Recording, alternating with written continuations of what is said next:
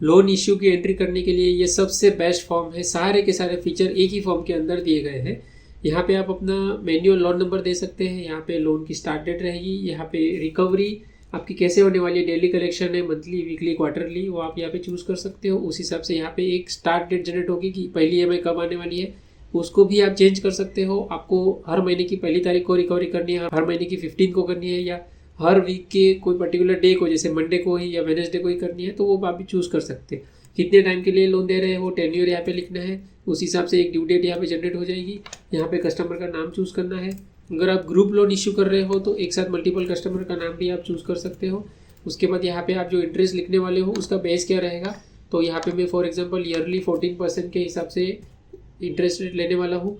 Instalment जो है मेरा वो कौन से बेस पे आने वाला है, इसके लिए 2 ऑप्शन है। इंटरेस्ट बेस यानी इंस्टॉलमेंट में मुझे सिर्फ इंटरेस्ट आने वाला है, और जो प्रिंसिपल अमाउंट है वो लोन टेन्योर खत्म होने के बाद आएगा। EMI बेस मतलब जैसे बैंक वाले लोन इश्यू करते हैं, तो इंस्टॉलमेंट में part principal amount plus interest amount मिला के एक EMI जनरेट होती है, वो इंस्टॉलमेंट आएगी।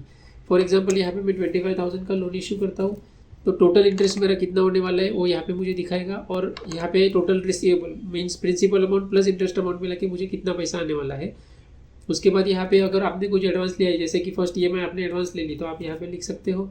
उसके बाद यहाँ पे जो अगर पेमेंट लेट होता है कस्टमर का, तो उनको पेनल्टी लगानी है, तो उसके लिए 2 ऑप्शन है, परसेंटेज वाइज लगानी है या अमाउंट वाइज वो लिख सकते हैं। अगर इस ट्रांजेक्शन में ब्रोकर इंक्लूड है तो ब्रोकर का नाम उनको परसेंटेज वाइज ब्रोकरेज देनी है या अमाउंट वाइज वो यहाँ पे चूज़ कर सकते हैं।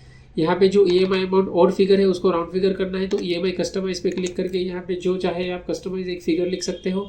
उस हिसाब से EMI अमाउंट चेंज हो जाएगी। कौन से अकाउंट से आप इनको पेमेंट कर रहे हो लोन का, तो वो भी आप चूज़ कर सकते हो। बैंक से लोन इशू कर रहे हैं या कैश से कर रहे हैं, या आधा बैंक से आधा कैश से कर रहे हैं, तो वो भी कर सकते हैं।